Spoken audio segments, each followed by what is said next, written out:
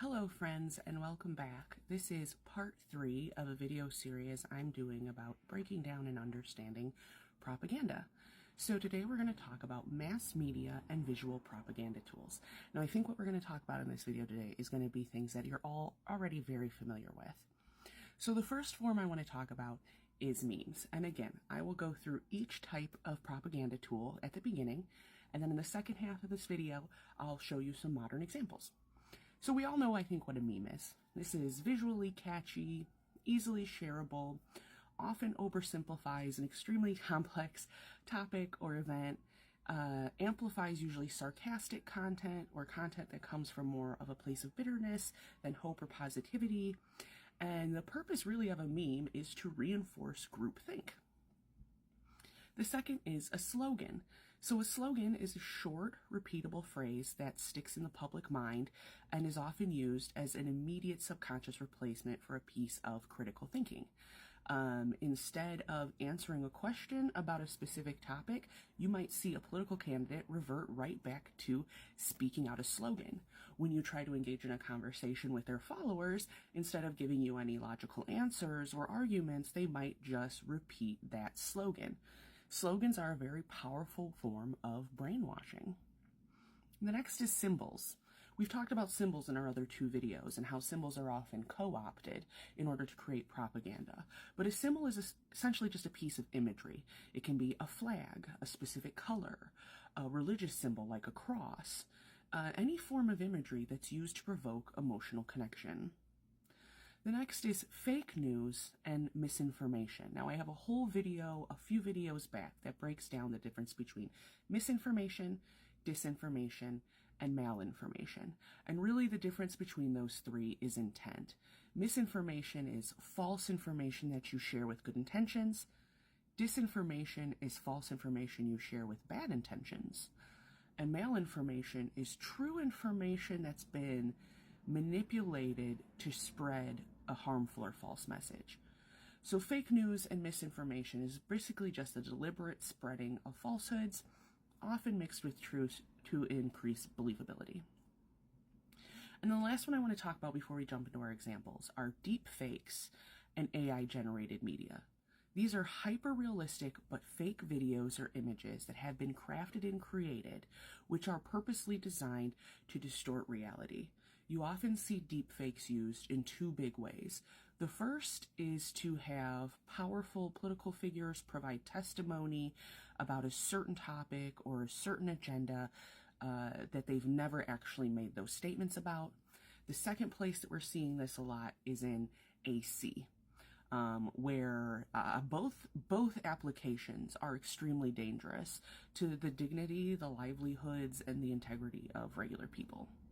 So now that we've gone over a few of those, let's actually look at some examples, and I feel like some of these are going to be things you're already very familiar with. So here you see a beautiful collage that I got off of a LinkedIn post of a whole bunch of political memes. So again, a meme is just a viral piece of usually visual media with a message attached. So any viral meme that emerged around a significant news event or a cultural trend over the last 10 years, whether it be an election or a major sporting event, or a film or a piece of social media that got so big that it generated its own additional social media. For instance, if there was a widely shared meme about a particular political gaffe, or a new tech product launch that seemed particularly dystopian, or a celebrity moment that became a shorthanded code for particular public sentiment. This is where you find memes. I love memes. And again, I want to reference a point I made in my video the other day. Just because something is propaganda doesn't automatically mean that it's negative. The purpose of propaganda is sheerly to elicit an emotional response that causes you to change your opinion. So some of the things we're going to look at again today might not necessarily be positive or negative to you. They're just examples. So a non-political example for our next topic, which is slogans, would be this very famous Nike campaign, Just Do It, with the swoosh. Now, this is less overtly political, obviously, but this slogan demonstrates how a simple phrase can become synonymous with a brand's entire ethos, like athleticism, determination. What are some of the things that you think about or the feelings that come up when you see this logo? And how does it tie to other times in your life, especially maybe your childhood or when you played athletics? Regardless of your personal views or how you feel about the brand itself, seeing this logo might encourage a specific action or a mindset from you without much critical thought about the actual product itself. That's why slogans are so effectful. You also know a very famous to get on the political side slogan that you've seen everywhere since probably 2016, and that's MAGA. The slogan is a prime example of a short, repeatable phrase that becomes deeply ingrained in the public consciousness. Regardless of your political views, it undeniably evokes a strong emotional response on one side or the other when you see it. And for many, it serves as a concise summary of a particular political ideology, often bypassing any deeper policy discussion or form of critical thinking to just slap the slogan on. So this fine photo encompasses two different examples I was going to talk about, both the red hat as well as the rainbow flag. So the red hat is associated with the MAGA movement, as you are aware. The red baseball cap, often with white embroidery, but we've seen more, became a power visual symbol. It immediately identifies allegiance to a specific political ideology and movement. It triggers that emotional response, positive for supporters, negative for detractors, without a single word ever needing to be spoken. If you've been in a place and you don't ascribe to MAGA politics and seen someone walk in with a MAGA hat, there's a conversation that doesn't even need to be had. Everyone in the room knows what page they are on. Now, another example of that here is the rainbow flag as a symbol of LGBTQ plus pride. And I say plus with intention because the spectrum exists for all of our goodness and all of our safety.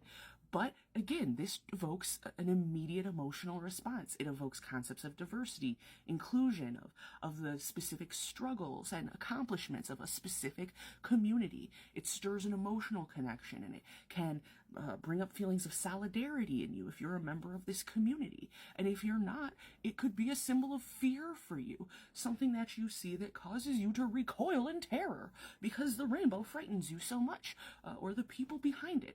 Both of these things are highly powerful symbols, and they are doing exactly what they're meant to do, which is make you in this exact moment have an immediate response.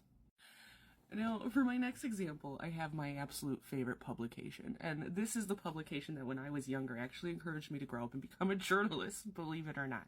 But let's talk about fake news and misinformation. So this is obviously Weekly World News, which is a satirical tabloid that publishes nonsensical stories, but is a good example that isn't getting political that I can show you of what is obviously fake news or misinformation. There's clearly not any small babies living on board the Titanic, and if they are, wow, they surely got a show when that sub went down there.